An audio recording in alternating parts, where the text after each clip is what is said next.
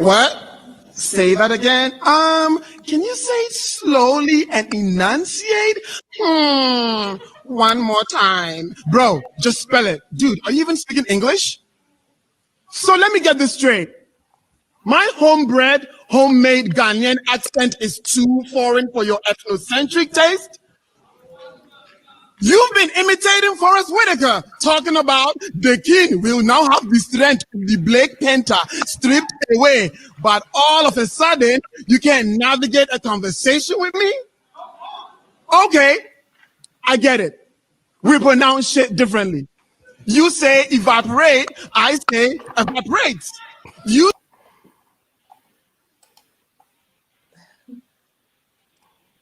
Hey, Hi guys, welcome to another episode of the Nigerian Space, TNS.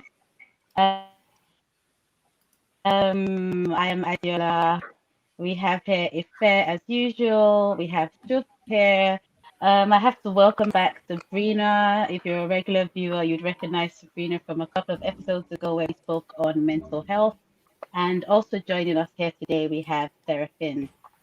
Today we're going to be speaking about accents and whether accents are a barrier to effective communication.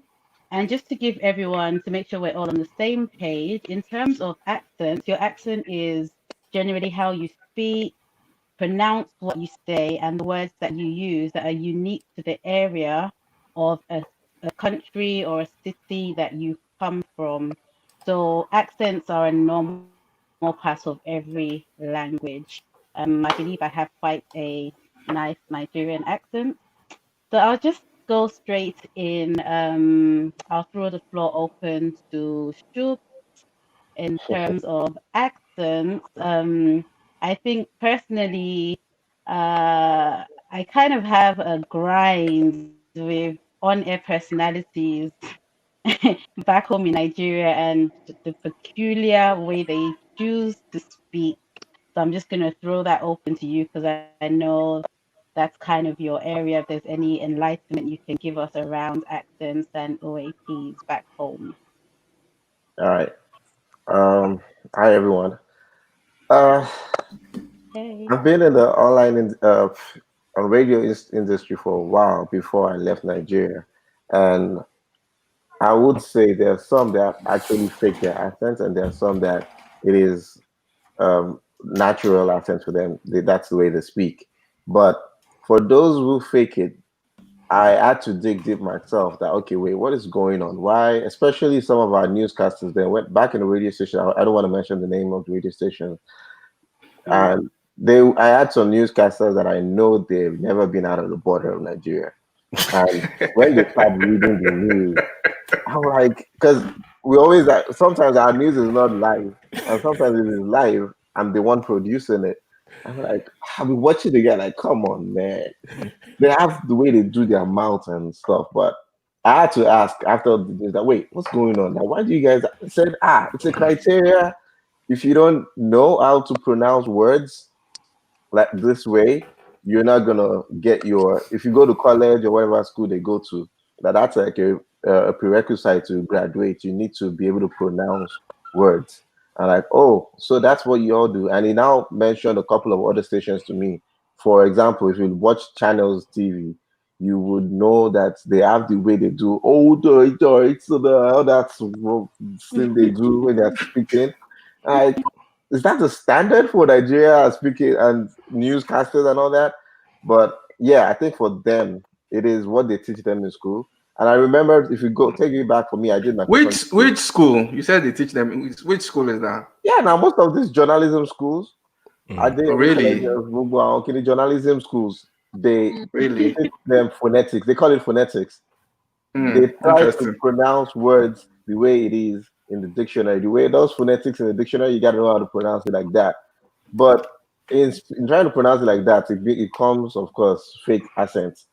And you remember too when we Yeah, were in it's secondary not school. it's not really a Nigerian accent. That's why it comes across fake because I guess also in the UK we do have what we call the BBC English, which is what is taught, but it still actually sounds like a British accent. Like you wouldn't hear it and think, oh, where's that accent from? It still actually sounds British. to But of me. course, but it's not But our mother tongue, so you can't. There's no way. No matter how much they teach you in school, no matter 4 years, 5 years, even 10 years in school, you cannot speak it right. When we were in secondary school too, we all learned. We started. They were teaching us. I don't know if you all did it. They will be teaching us oral English. So even don't say oral. Say it's oral. Don't say school. mhm. Is what is it? College and education. Yeah. They say don't say education. It's education. Like so, all those Mm. things are things that you grew up with, and you can imagine we did that and we stopped in secondary school. They now went on ahead to go to journalism school. They're going to make it a problem for them to start speaking like that. But that's for them. And I know some other radio stations that they started employing folks that actually came from overseas, like folks that have spent most of their life in London, UK, America, and they bring them back to Nigeria and they employ them. But of course, it was like a pressure for other people that wanted to work at those radio stations where you need to have a certain type of accent. So it's just a white man brainwashing us and saying that you gotta speak like us. I'm I'm sorry True, during this true, true. period of time. True. And It's how about just you, Seraphine? What's your encounter with accents, so to speak? Are you team whatever your accent is? Do you adapt your accent to wherever you're at? What's your take really? is it there? It looks like it's Oh finished. wow, okay, Hold on. no. I think it wasn't okay. I'll just move straight on to Sabrina then. I guess because I think if everyone who tuned in a couple of weeks ago, we did actually speak about when you're seeing a counselor, it's nice to see someone who looks like you, who sounds like you, who can relate to your own, views and your background, where you're coming from. So I do understand that there is a challenge in trying to sound like the people who you are in and around. But in terms of accents in general, especially the Nigerian accent, when you hear a twang of, I don't even know, American accent, how does that wash on you? Tell America. Honestly, I don't dull down. Um, I don't dull down my blackness per se or my vernacular. It doesn't matter where I am. Not in my workplace, schooling. This is who I am, and I believe it's very important to do that so that we're not assimilating to, like Shope said, to appeal to the standards of Europeans. So I don't, even if it is a Hispanic, I will be respectful in the way I communicate with them and the dialogue that I foster, but I'm never trying to water down. I don't have I guess I have a Californian accent per se, but Mhm. I don't ever dull down my, like I said, vernacular, my terminology, the things that I want to say to express myself and who I am. Even if I want to use, pidgin, Niger pidgin, that's what I'm going to do. But some people back home might argue that you have the desirable accent still. So for you, it's not really a challenge. You don't really have to give us the Niger accent now. You're American, that's the desired accent. So it's all gravy, it's all good. Very true. Mm. But Seraphine, you're back. I'm not sure if you heard when I was asking. Can you hear? Yeah, I can hear. Can you guys hear me? Okay, Yeah. cool. I'm not sure if you were hearing it, but I was asking you before Mhm. you went offline.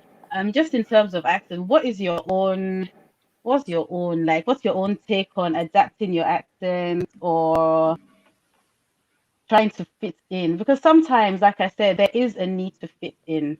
There really is a need to fit in. There's no two ways about it. Sometimes Mhm. it's not necessarily you being fake or trying to Hmm. impress someone. There Mhm. is just like we're just humans. Humans tend to attack what they don't understand, Mhm. Hmm. for for want of a better word. We're trying to attack, we become defensive, and we kind of latch onto what we find similar. So even if I guess it's not, I don't know if it's that big over here in the UK, but I know there's this African American and African thing back in Yes. America where African Americans and Africans try to segregate each other even though we're the same. Yeah. Whereas even though there's also a cultural difference, a race difference, but if you are black and you sound like me, I will more likely accept you. So what's your own take in terms of adapting your accent, changing your accent, faking your accent? Man, that's a lot. I mean, faking my accent, I don't think it's fake. But here's the thing: when I came to the U.S., English is not my first language, right? I speak Mhm. French, so when I came here, I didn't know Mhm. a single word of English, so I had to adapt as quick as possible.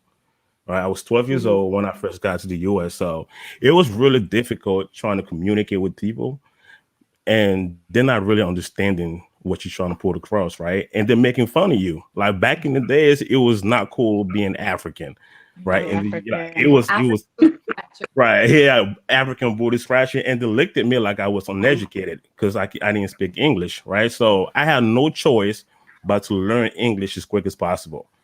Right. And then I wasn't too concerned about my accent, you know, because that was not my problem. I wanted to learn English like right now. So eventually I realized that for certain things that I wanted to do, I had to adjust my accent where people can actually understand what I'm saying. Mm. Right. Because I can easily put on a French accent and it's not going to be acceptable most places in the US. They're going to be like, dude, that sounds weird. Right. So my environment So my environment really forced me to adjust my accent to the point where I can switch between having the Atlanta, hood accent versus, just having the accent where it can be understood by just anybody anywhere that I go. And one thing I learned is that traveling kind of gave me that, exposure that your accent really does not define who you are as far as like if you smart or not. It doesn't mean that you have a speech disorder. It just means that you have a different way of saying certain, you have a different pronunciation for certain words. So I had to really just, you know, kind of know where I'm at It says and kind speech of disorder. right. That's a new one. And, it kind of fit in. And but at the end of the day, my accent that I have, I don't really care if anybody like it don't really matter to me, Yo, if you dude, like it or not. you sound better, man. Forget, you don't even have a bad accent. You sound better than No, some of it's not heavy. It's not super thick. Yeah, it's not Right. heavy. Yeah, it's So not heavy. I kind of felt like I needed this unique accent to make me stand out, and I didn't want to be like, okay, I have to sound just like an American, or I have to be, this, African accent or that French accent. I'm like, you know what, just create your own accent and go with it. And if people can understand you, then hey, that's what that matters. So You know to what? me, Mm. So what do Where you do when you go back home? I'm not sure where home is, but when you go back home, what do you do? Do it, you still continue with your accent or do you switch adjust it up. to being back home? yeah, I have to switch it up because I'm from the Ivory Coast. That's where I was born, right? But my dad is from Ghana, so I go there a lot too. And my mom is from Nigeria, so it's like I'm all in between, right? I'm Wow. Ivorian, Ghanaian, and Nigerian. So it Yeah, all depends. yeah, a you know, mixed race. yeah. So when I'm back in Ghana, right? I kind of switch my accent because I don't want to stand out. Sometimes it's kind of problematic when you have that American accent, right? They're gonna point you out and single you out, and they probably will not give you a better service or try to play some stuff on you. So I kind of blend in and kind of have that same Ghanaian accent. And when I'm the Ivory Coast, I don't speak English. I speak French. Simple as that. So yeah, The problem I have is um, I don't think there's even a standard for accents. Like right. growing up, we were of course we're colonized by the British, Hmm. so all the English we were learning is to sound like the British English. I remember when I first got to America and I would be talking, and before you know it, everybody's just looking at me and waiting. My coworkers be like, "Okay, dude, when are you gonna be done?" You know, I'm British. We always like we have to say everything word for word. But in America, you gotta cut everything short. Now I'm saying it gotta, wanna, gonna, all that. I never used to speak Mm. all that because I would speak the right English, and they will look at me like, "Bobo, what are you saying now? That speed up your whatever you're saying." So I just figured out when I got to America, you know what? There's really no standard. Like you're just disturbing yourself if you're trying to fit Hmm. in because Hmm. there's really no standard. Like Americans will say, "Oh, you're not speaking American English." British will say you're not speaking British English. Like, why would now bothering ourselves trying to conform to one Why style of accent? to be fair, I feel like that, and that is exactly where the problem lies. Because for me personally, I will tell you 100% that, and I guess you guys as well. You have had encounters through third parties, through friends and family. Sometimes, and most times, it's not that they don't. Yeah, it's not like they don't understand you. That's what Hmm. they're just trying to. Like I said, I mean, I was speaking with someone too. Like, it's not like they don't understand you. The thing is, if they need you, they would understand you. They're just trying to shame you because they feel, oh, it's black, is sounds foreign. Well, it Mm-hmm. doesn't have anything to offer me. So they just like kind of like say, we can't hear you. What are you saying? Can you say it Mm-hmm. better? So I think it's like Diola is trying to Okay, say, hi guys. they it's not like they don't understand you, they're just trying to shame you, and That's yeah, because they feel they don't need you. Come on, if you walk into a room and you're like the one with the millions of dollars or something that you got, or you're the one supplying them something, they would be forced to listen to you. I've had Mm-hmm. situations, I've had, That's because that's the thing. That's the I used thing. to be a contract worker, and I've had situations where a lot of my coworkers back then were, I mean, they were taken off the contract because the clients would say, "Oh, we can't understand what they're saying." And I always tell them that, I tell my coworkers that it's not that they don't understand what you're saying. It's that the major thing is you don't know your job. You're not doing your job well. If you're actually working and doing your job well, nobody has a right to tell you that they don't understand you because of your accent.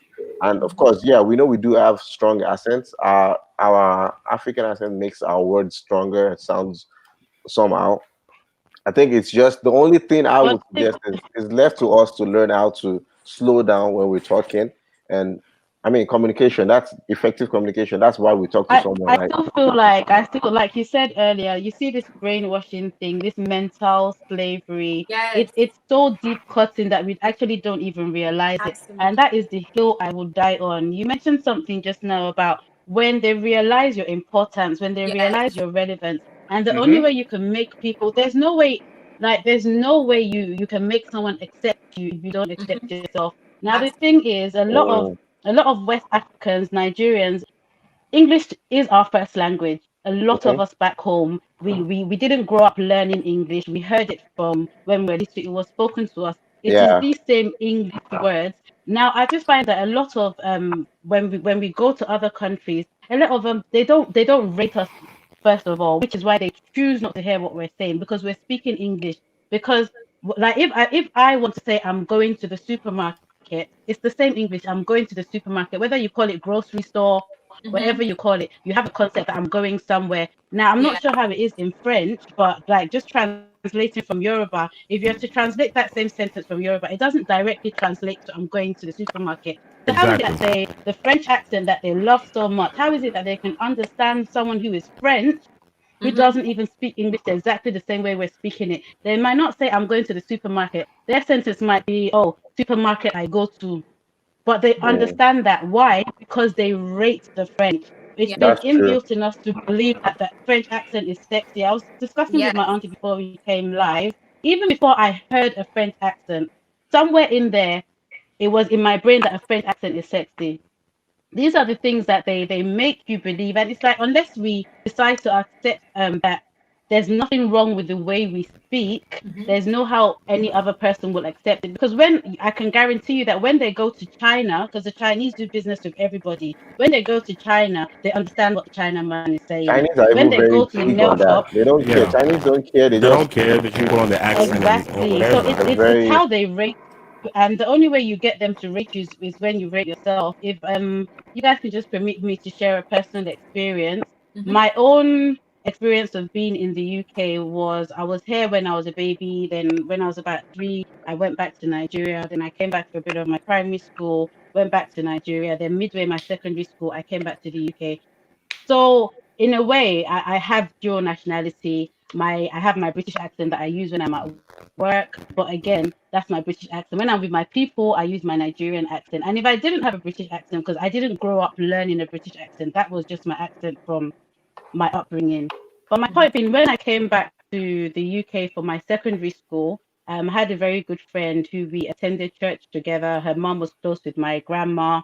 And so she had announced to everyone at school, like, oh, my cousin is starting this school and she's from Nigeria. So in their head, I was an African. I was fresh. I was fresh off the boat. And like everyone was really excited to see me because my cousin was popular. My cousin was popular. So it was like it was break time, and these guys were like, "Oh, ha ha ha! Oh, you're the African girl. You're the African girl." But there was no reaction because to me, being African really didn't mean anything to me in that context. The context they were trying to shame me for, it really didn't mean anything to me. So when they were saying, "Ha ha, you're African," because I didn't grow up in that environment where being African was, lower. So it was like, Mhm. yeah, I am African, and what?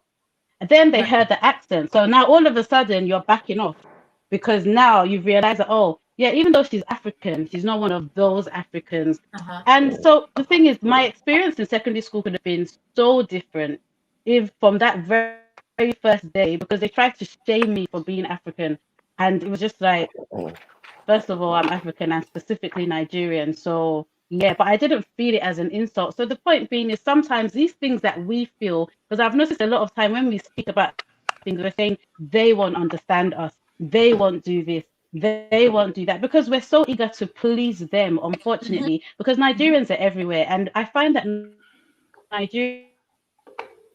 I think this is where Sabrina comes in. Can you hear me, Sabrina?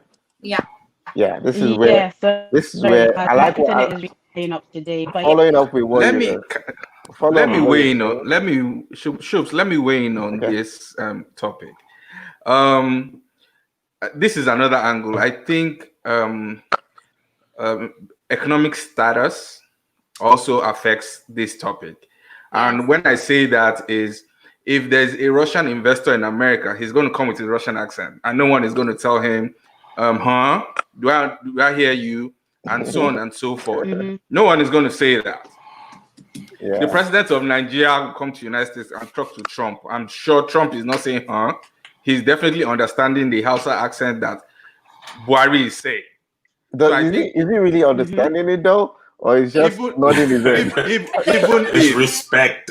Yeah, even if he's but not understanding it, even if it's he's not not shaming him for understanding, the accent. exactly. Yeah. Same with the Chinese investors, the Chinese, with their loads of money that are coming here. If they come, to Europe, to the UK or this, and they're in a board meeting, except they are not speaking English, that they need a translator, but whatever accent they are speaking English in, people understand. So I'm thinking, I'm coming from the angle that I think it's a little bit of social economic class. Sure you get. So you have to the average class, you'd have to. They don't want to understand. I think some people don't want to understand, because even with my accent, someone has asked me, are you in India? Are you in Indonesia? And I'm like, are you kidding me right now?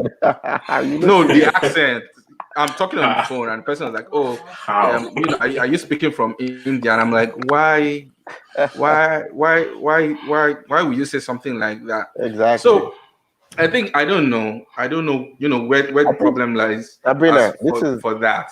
I think we can. So this is a good question for Sabrina now. I know you're Nigerian, and I know have you been to Nigeria? You've been to Nigeria before? Yes.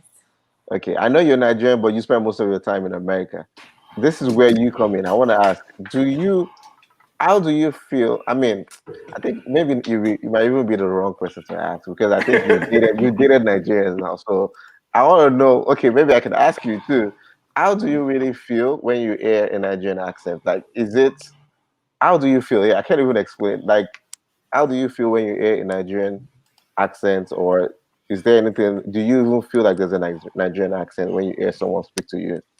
Not anymore. It did used to be foreign to me at first, but when I do hear a Nigerian accent, I find myself trying to also speak just like the fellow Nigerian, and change the way I talk and try to talk like a Nigerian.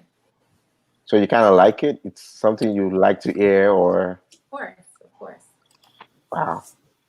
Does it like spark up any feelings, like interest? I think I'm interested in this guy. Does it spark up interest, you said? Yeah. Not anymore, because I'm used to it. Oh yeah. I also think Black Panther has change the narrative a little bit now. I think Afrobeat. I think it was Afrobeat. I think Afrobeat changed. Afrobeat changed. Afrobeat Yeah. everything. Yeah.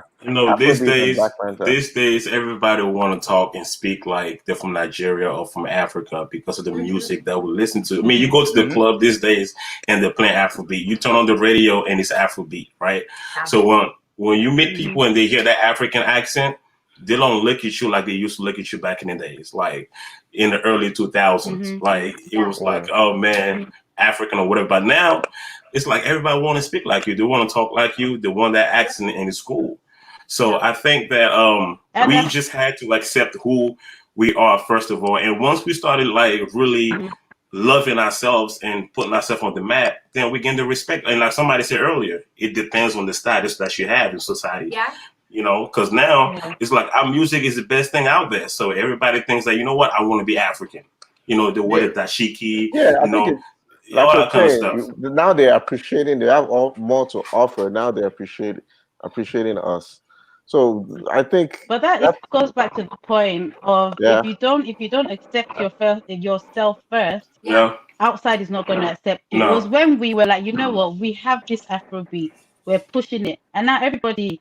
When I'm in, because I do go to Kenya quite a bit. When I'm in Kenya, I hear people say no wahala. I hear the bits and pieces of our language, and it actually makes me smile. And that's another reason why I say most of the time we're so worried about what they would think. They're not worried about what we think because they don't rate us. And the point I was trying to make earlier was I hear a lot of Nigerians, for example, in Kenya, they're not trying to adjust their accents to sound Kenyan. Why? Because that's your fellow African. You don't have to impress your fellow African. Right. In fact, I find that Nigerians in Kenya are even more irritated when Kenyans don't understand them. And I'm like, yo, you need to chill. You're in their country. Maybe you just need to slow down a bit. It really isn't that hard to.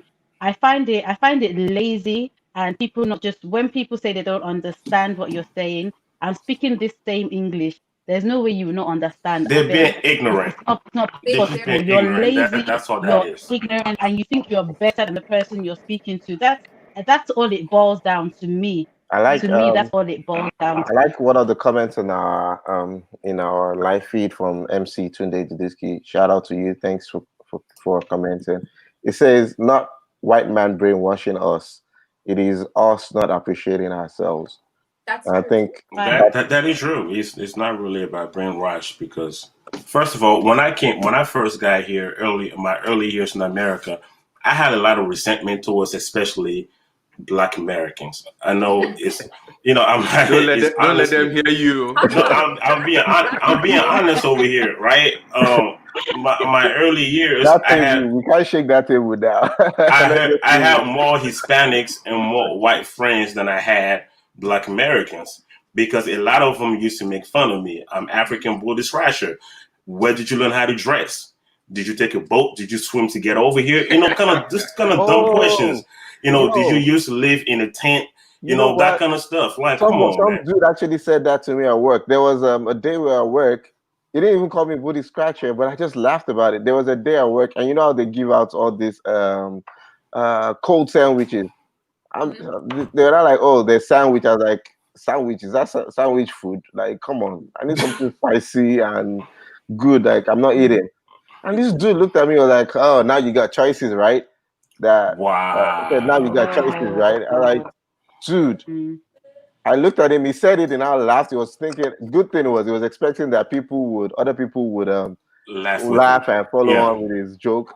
I looked at him and was like, dude, if I start with you, you will leave this job. Like, come on, if I open my mouth, like, number one, I'm your lead. You're not even supposed to be working here because you're even very irresponsible. But I just looked at him like, dude, I had choices. Like, don't let me even start. But yeah, it's just so annoying when they look at you. And that's the thing, that's a problem. Not everybody shouting Black Lives Matter. And even amongst us Blacks, you still like, there's no unity, and you're still like saying, oh, you're African, don't let us just shake that table. Let's just leave it at that. Right now, so people are sensitive. But not to digress. I am African. I'm not. I'm nothing. I'm nothing else. I'm not. I'm not. I'm not going to. No, I'm not going to say. I support the whole Black Lives Matter, but I'm African. Because if you say you're black, let's call a spade a spade. If you go to India, there are actually some black Indians, like black. So and also let's just let me not digress a bit. So let's just go back to the whole accent thing. Also, and guys, I I'm speaking about. Sorry, go ahead. Yeah, so I think where do we draw the line in terms of word pronunciation, just like the video that we saw? Because Americans will call a certain word a certain way, Africans, because of our accent, Nigerians will call it a certain way. And I don't know if you've gotten into, even if it's a friendly correction from a friend who isn't really from Nigeria, they'll say, "Oh no, it's pronounced this way," and you're like, who says this is the right pronunciation because of my accent, or Well, this is the thing, and this is where again I say it's about accepting your accent and not backing down. I'm not sure if this is a big thing in the States, but it's a big thing over here in the UK amongst Afro-Caribbeans and Africans. Plantain. A lot of Caribbeans in the UK call plantain plantain. And this has been an age-old argument, generation after generation after generation. But every time I hear it, what actually gladdens my heart, because I have a mixture of friends. Like when I'm with my Caribbean friends and I'm like, "Oh, and I have to write some plantain." They look at me, it's plantain, and I look at them, I say it's plantain. The thing is, there's no backing down. If a Caribbean hears me say plantain, they know I'm talking about what they call plantain. I feel like that's where we need to get with Americans, with the British, with the Scottish, that it doesn't matter how you are hearing it. It doesn't matter how you are hearing it. If I say share and I mean chair, and like you guys, even the British and let's even take out like color, even the British and the Americans, every time I hear you guys in America say aluminum, I know you're talking about aluminium because we call it aluminium in this country. And you guys, because that's the correct way. Sorry. But even in Nigeria, that's what we call it now, aluminium. No, but that's what I'm saying. But the point being, British people will hear an American say aluminum, but we know you're saying aluminium. But there's no kind of talking down on saying, "Oh yeah, Americans." Yeah, fair enough. Sometimes you might say, "Oh, Americans are a certain way." We say put it in the boot. You guys might say put it in the trunk. But the point being, when me as a British person living car boot. Yeah, no, sorry guys. I really don't know what's going on. But my point being, when I hear Americans say trunk, I know you're talking about your car boot. And I feel like that's the level we need to be at as Africans abroad, as Nigerians abroad. Fair enough, we might, because of our accents, we might never be able to pronounce things exactly the way the country we're living in pronounces it. But we've been in these countries long enough for them to actually hear something and understand what we're saying without them trying to take the mick, without them trying to make you feel a certain type of way. And the only way that happens is by us being proud of those accents. Because sometimes I do think about it, that why do I have to go into a business meeting? I'm the one that has something to offer you guys at the end of the day. I just feel like we need to understand the things that are of value. I'm coming to give you a business proposal that is going to make both of us money, regardless of whether you are the one that has the upper hand at the moment. So why should I have to dim my light just so that you can shine? And I feel like we've been doing it way too long. You hear Americans, you hear British, you hear white people when you're in their country, they're fond of saying, "Go back home, go back home." Sorry, this is my home too. This is my home. So like, and at the end of the day, it's just like, I think I was saying to Ife and Trips on a call during the week preparing for the episode. Even in Nigeria, like because we're so big on football back home, a lot of Nigerians, they listen to Man United players when they're giving their talks at the end of the match, at the beginning, and they love the Man U accent. I'm telling you, over here we take the piss out of the Man U accent. So it's about where your mindset is at, what you have been conditioned to believe. We have been conditioned to believe that certain accents are sexy and certain accents are not. and the ones that are not are majorly from Africa, and we are the only ones that can actually change that narrative. Speak how you want to speak. Sometimes all it is that you just have to slow down. I know that sometimes, especially when I'm riled up, I can really start going Like you are now. and even if you're Yeah. Like you're now. yeah, You're just. She's passionate, bro. She's passionate. She's getting into it. She's getting into it. because I'm riled up. But it's the same way where if I'm in a formal setting, sometimes all it is I just have to slow down. And they know it. They know it. When you really want to get something out of someone, you throw all these things out of the window. You start to pay attention.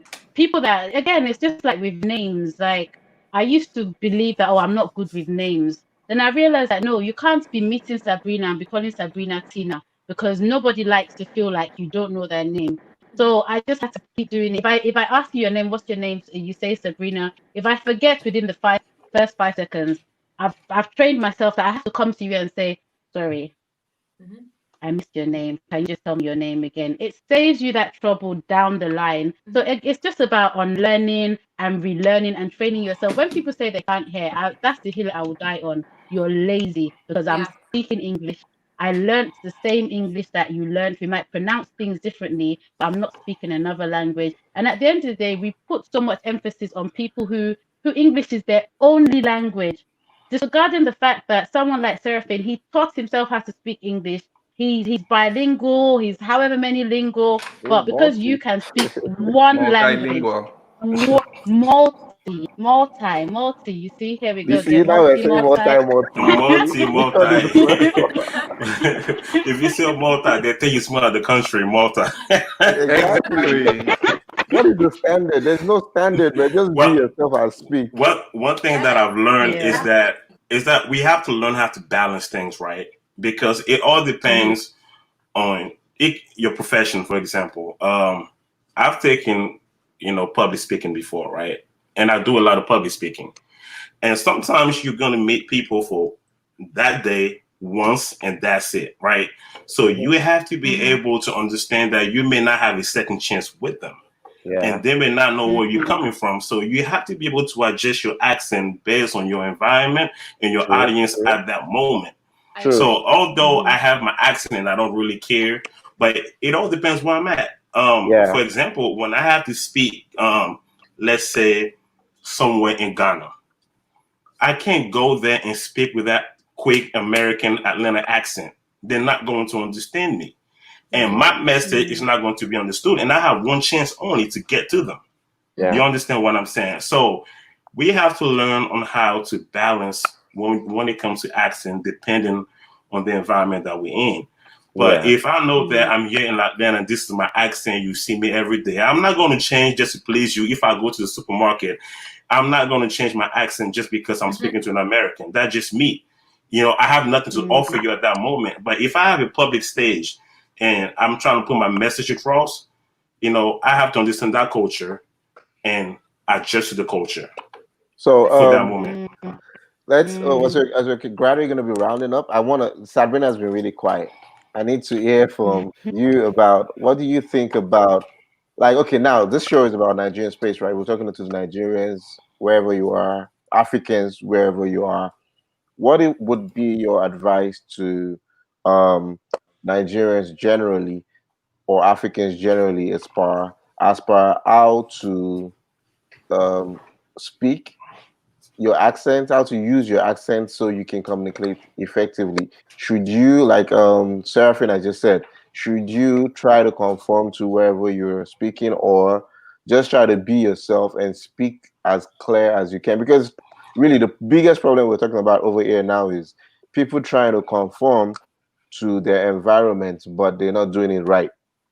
So what would be your final thoughts, final advice, Sabrina, to Nigerians, considering your own experience with Nigerians and with people and their accents? What would be your advice to Nigerians and Africans generally on communicating effectively while using their accents, or even when they're switching up?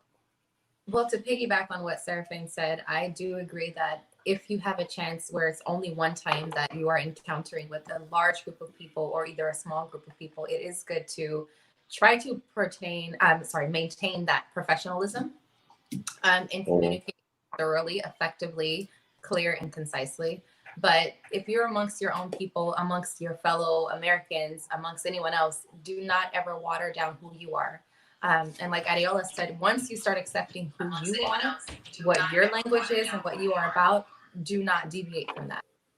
You don't have to. You don't have to conform. You can still be who you are. That is your identity. Our language is important. That is who we are. Would you say there's a barrier? Would you say there's a communication barrier based on your language? Say that again? Would you say there's a communication barrier based on your language, or no, based on your accent? Sorry. It can be sometimes for some people. It can be. So you need to work and conform in a little bit. All right. Just if you're in a platform where you're speaking to an audience and it's you're making an impression, you're trying to convey a message. There's something that you're presenting, but amongst your fellows, no. Yeah. No. I mean, I think I understand. Thank you for that. When I'm trying to, I shouldn't say it though. I guess if you're trying to get a job, you're gonna have to learn how to really, really talk, even for your interview, so that at least you don't give your interviewers the problems of trying to say, "Sorry, I didn't get that. Can you say that again?" Once you get the job and you get in, then you can now say, "Okay." It goes back to your status. Those same interviewers, if they're speaking to their boss in China, they are not going to say, "Sorry, what are you saying?" They will fine tune their ear to understand. Even with my experience, I've applied for jobs, boys. I've applied for jobs where I know I'm way more qualified for, but because I need the job, they need to understand me now so I can get this job. So I got. But again, I'm like I said, this is the hill I'm going to die on. It still boils down to the fact that we see our accent as the one that needs to be watered down. The one that needs to be adjusted. Exactly. And I do agree with what Sarah said. But I'm telling you that when I was in Nigeria, even when I'm in Kenya, there was a time I was in Kenya. Oh, we want to hear the Kenya gist. You gotta come back.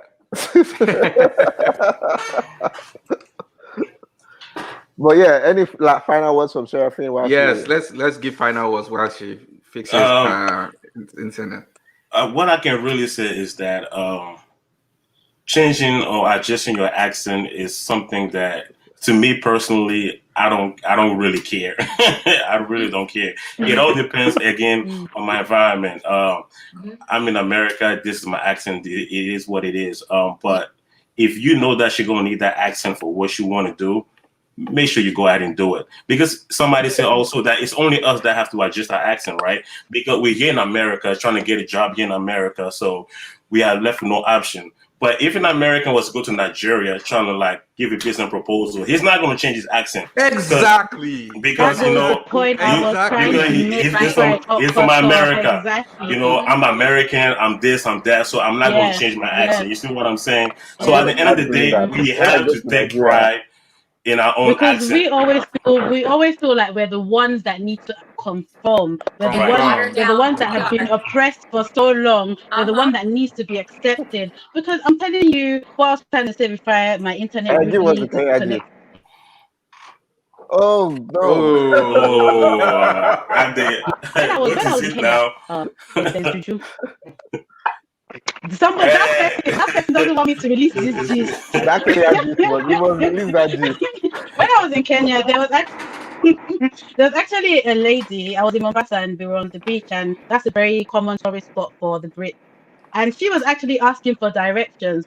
Fortunately or unfortunately for her, I was on the call to my people back home that day. So, and I was just like, yeah, Mombasa's great. You have to come here one day. It's really popping. And I saw this woman make a beeline towards me to be like, oh my gosh, I'm so happy you're here. Oh, but I've been asking for directions and no one's directing me, yeah? And I just want to know how to get to da-da-da. And she was speaking exactly like that to the locals that could not understand her. Exactly. At no point did she think, maybe, just maybe, I should slow down pronounce my words properly so that these people can, or even because they have been sorry, but they have that thing ingrained in their brain that they're superior, whether they Yeah. know it or not. Mhm. They go everywhere. They don't adjust their accents. They don't try to fit in. And Right. to a certain extent, sometimes I'm not going to lie, if I'm also trying to get something that requires me to speak in Nigeria, because I know that these are the things they like, I might be in a certain setting in Nigeria, not forming for my friends. Or if someone wants someone to host a red carpet event, for example, I will switch it up real quickly because Yes. I know that that's what That's you the want only to time. hear. I Exactly. know that you want to hear that. And that is what would give me an advantage. But how can a British accent give me an advantage in my own country? Mhm. It's How? Make it nonsense. make sense. See, because we see Make it them make sense. as being superior to us, right? Right. Even in French, it's the same That's thing in the hill I French. will die on. Like in the Ivory Coast, we have a different way of speaking French. We have an accent. So when we meet somebody from France, we think that they're more educated because they have that accent that's from, a first world country. But at the end of the day, it shouldn't be that way. If you can pronounce your words correctly, anyone can understand you. Simple. You don't need to change your accent if you want to go get that job or whatever. Just be who you are and pronounce your words. I was watching an interview with I don't know if you guys watched this interview from this Nigerian author. She was speaking about Amanda. Chichimanda. yeah, Yeah. stereotype, the story of the single story, the danger of a single story. She was giving her presentation in front of a bunch of white people and just different people, right? She didn't change her accent, and her speech is one of the most sought after speeches that you can look up anywhere if you go to school. Any university right now wants you to watch that video and write some kind of paper. She was being herself and didn't care what anybody had to say. She had Right? value. That's why she had But value. it goes back to what Ife said about your economic status. Yeah. And if Value. and that's the point. That's the point I will always make, that when they see value in you, all of a sudden they Right. fine tune their hearing. Exactly. They can hear you correctly. Exactly. So I'm just gonna give my closing comments just because we are almost done for today. I was just gonna say that accents are a natural part of spoken languages. It's important to realize that no accent is better than another. But in whatever way you feel, I do understand there are preferences, there are choices. I have my own preference of accents, even within the UK. There are some that I'm not gonna lie, there are some accents that I really struggle to understand. Like I really struggle to understand the Scottish accent. I really do. Like I really, really do struggle. But that being said, if I meet someone from Scotland and they're speaking to me, I'm not all of a sudden going to just be deaf. It does, and the thing is, it does require effort, which is why I'm saying a lot of people are just lazy and entitled. They choose not to hear you. And for me, that's them silencing you. That's still part of the, let me not get into it, but it's still part of the systematic oppression. Yeah, the mental slavery. And again, I think unfortunately, as Nigerians, as Africans, we do have this perception that a good command of the English language somehow equates to you being intelligent or even elite. Again, we need to cut it. We need to remember to teach our children our languages, to teach our children not to be ashamed of our culture, our accent, and let's be seen, let's be heard. Because when they see you, when they hear you, they appreciate you, they put value on you. And don't forget to follow, like, subscribe, tune in, turn on your notifications. And for those of you that are joining us week in, week out, we see you, we hear you, we appreciate you. Yep. I think I would just like to stress on that final point that you made about language. Like, it hurts me when I see Nigerians forcing their kids to speak English more than their own Yoruba, Igbo, or wherever the dialects they have. It is not right. I saw the post. I saw some post over the week about if you're not training your kids to speak your language, before you know it's all going to be washed away and it will not be relevant anymore. So we all have own it to ourselves to train our kids to speak our languages, to speak in our dialect and even understand our language and our dialect. So that's my own biggest point. Love your language, speak your language, try as much as possible to let people understand you and be yourself. That's it. There's really no standard of accent. There's no best standard that, oh, if you speak British way, then you're speaking right. If you speak in American English, you're speaking right. Or if you speak this, you're speaking right. And you just see me, I fluctuate like easy. I'm not gonna lie, I fluctuate. If I'm speaking with a British person, I will fluctuate to your British accent. Yeah. If I'm speaking with an American person, I fluctuate. You shall understand me. As long as you understand me, as long as it's communication and it's effective, and we understand each other, that's all I care about. I don't care what accent I'm using. As long as there's a connection, and that's effective. That's it. I think that's what we should all focus on. But I'm gonna say one thing though. I kind of prefer the British accent more than any other accent. Yeah, that's what you're brainwashing. I've been brainwashed. America Zero. I've been brainwashed completely. I like that kind of I accept it. Yeah, I like that kind of brainwashing. Yeah, Adiola, when you talk, I love. No, but really and truly, we're all allowed to have preferences. We're all allowed to have preferences. In all honesty, we're allowed to have preferences. We're allowed to have choices. Right. That's fine. I feel like when it becomes a problem is when, like, there's a stigma attached to how you speak. You're missing out on opportunities because of how you speak. And the only way you can change that narrative is if you can't be silenced. If you keep, I think there was an example I used to Shoops and Ife when we were preparing for this episode. Growing up, natural hair was not something that I saw. It wasn't something that was accepted. It wasn't something that was loved.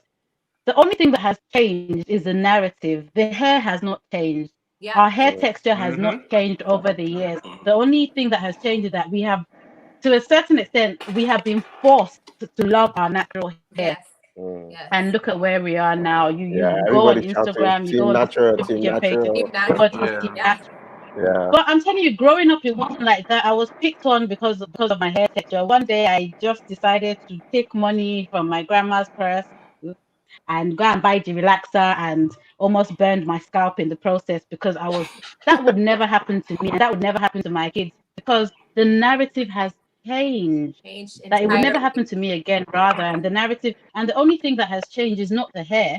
The hair hasn't changed. It's still the same kinky. It's still the same ugly hair. It's still the same tough, difficult, but But that's it, guys. Thank you so much for joining us once again, Sabrina. It's good to see you here today, Seraphine, and hopefully we can invite you for another episode. To all our viewers that have tuned in, once again, thank you so much for tuning in. Follow our social media pages and have a great week ahead. Bye. Guys. All right, bye, guys. Bye. Bye-bye. Bye.